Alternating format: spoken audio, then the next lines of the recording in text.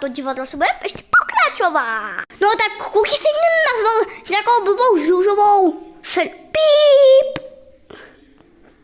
Ale já jsem tě nenazval nějaká žlužová píp.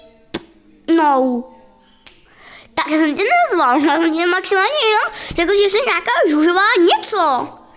Ale fakt nějakou píp jsem ti fakt neřekl. To ne.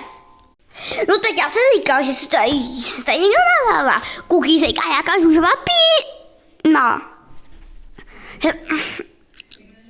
No takže já nevím, kdo je ta Anna, protože já jsem to nebyl, takže nevím vůbec, co se dá vůbec dělat za toto, za ty tvory vůbec a nevím, proč vůbec tady nemáte nějaký Wi-Fi.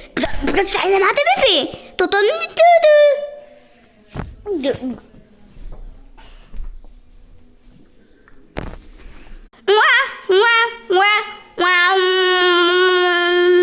to se ti povedlo.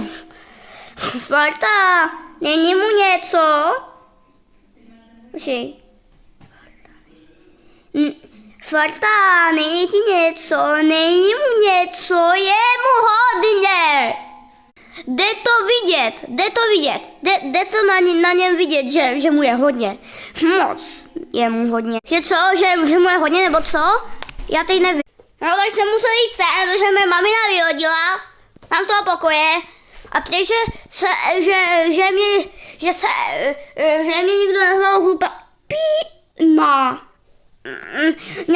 Nějaká kukycek řekli, že nějaký holčičce, že nějaký holce, že je pína. No, nevím, jestli to je pravda. Nevím, jestli to je pravda vůbec, ale nazvali. Co se tady děje? Fakt!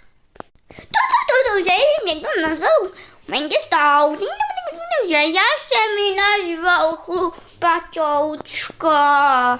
Ale oni si říkají, že jsem nějaká nevyvolená.